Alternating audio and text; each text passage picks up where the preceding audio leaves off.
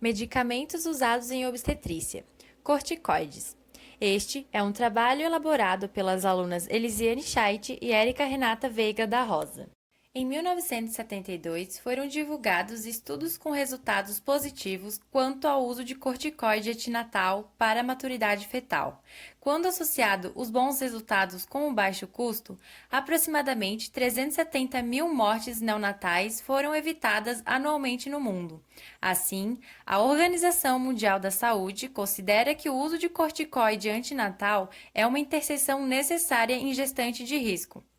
Vários estudos mostram ainda que os principais fatores que levaram a óbito entre os bebês que tiveram necessidade de tratamento intensivo foram partos cesarianos, não uso de corticoide, pré-eclâmpsia, baixo peso ao nascer, índice de APGA inferior a 7 nos primeiros 5 minutos de vida e não uso de surfactantes. De acordo com a Sociedade Portuguesa de Pediatria, a administração antinatal de corticoide está correlacionada à redução de risco de morte neonatal. E ainda, esta prescrição é contraindicada em gestantes com infecções sistêmicas como tuberculose e sepse.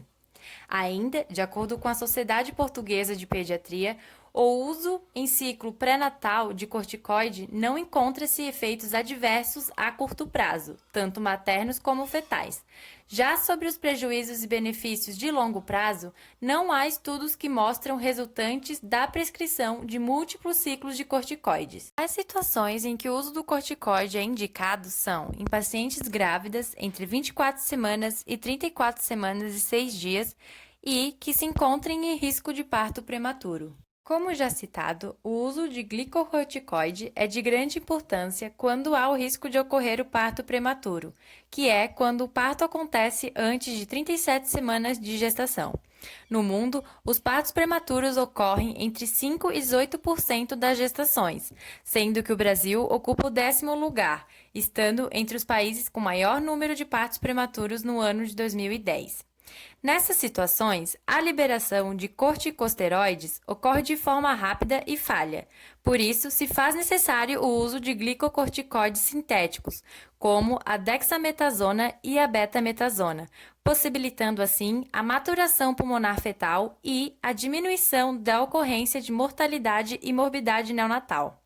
A dexametasona e a betametasona permeiam a membrana placentária chegando ao feto, devido à sua baixa afinidade com a enzima 11-beta-hidroxisteroide, sendo esta responsável pela conversão do cortisol para um metabólito inativo, que é a cortisona.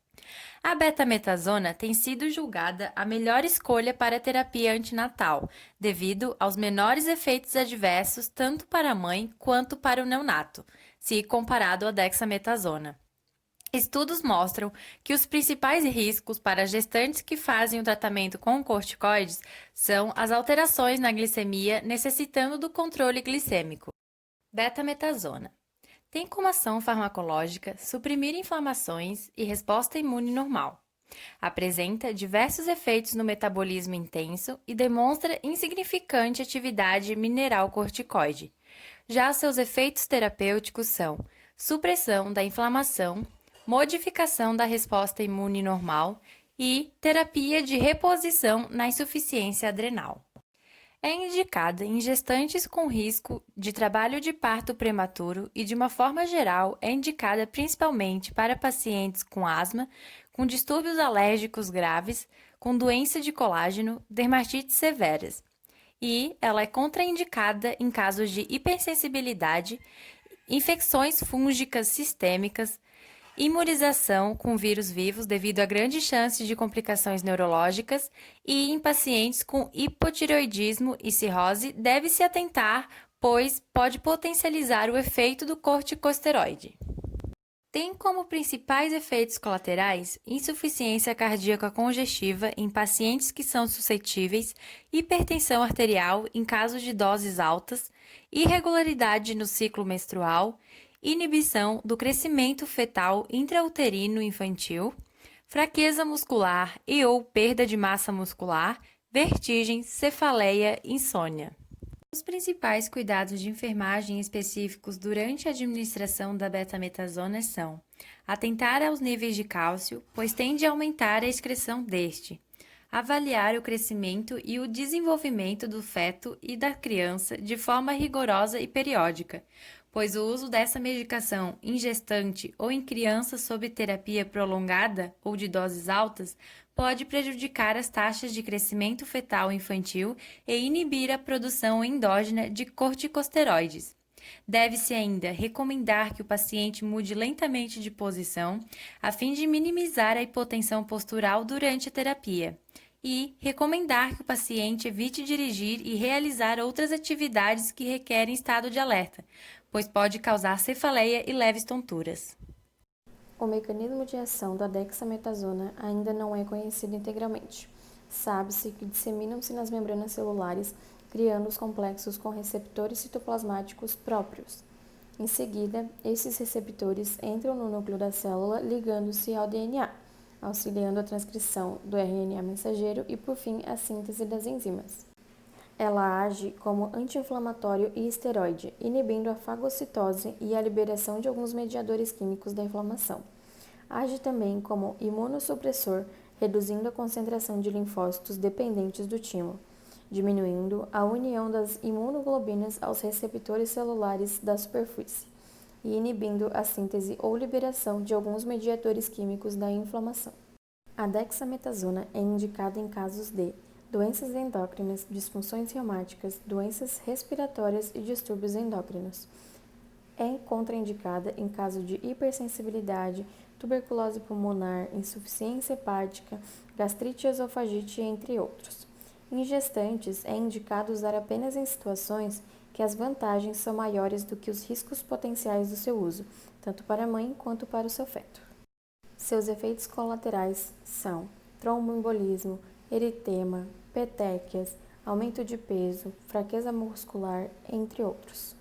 Os cuidados de enfermagem específicos para a administração da dexametasona são: realizar exames laboratoriais periodicamente quando a terapia é crônica e em crianças, devido ao desenvolvimento de supressão do eixo hipotálamo-pituitário adrenal. Recomendar evitar o uso de álcool juntamente ao uso dos anti-inflamatórios não esteroidais. Durante a terapia também, deve-se monitorar o peso, a pressão arterial, os eletrólitos, glicose e atentar à hipocalemia. Também deve-se verificar sinais de depressão e episódios psicóticos. Listamos alguns cuidados de enfermagem gerais sobre as duas medicações. Administrá-las conforme prescrição médica e interromper somente com sua permissão. Não interromper o uso de forma imediata, necessitando assim reduzir as dosagens lentamente. Se uma das doses forem esquecidas, deve ser administrada logo que lembrar, com exceção se o horário da próxima dose for esquecida. Em gestantes e lactantes, usar apenas em situações que as vantagens são maiores do que os riscos potenciais do seu uso, tanto para a mãe quanto para o feto. O paciente deve ser avisado e orientado sobre as possíveis reações adversas que as medicações podem trazer e o médico deverá ser avisado imediatamente caso elas ocorram. Atentar às interações medicamentosas. As apresentações para formas de uso das medicações são: uso tópico, onde deve-se haver cautela em curativos oclusivos e fraldas, devido à maior absorção. Uma outra apresentação é a apresentação intramuscular. Pode ser administrada profundamente no glúteo e alternar nos locais de aplicação. E também a forma subcutânea, que não é recomendado devido aos riscos de atrofias e abscessos. Essas são as referências usadas no nosso trabalho. Agradecemos a atenção de todos e até logo!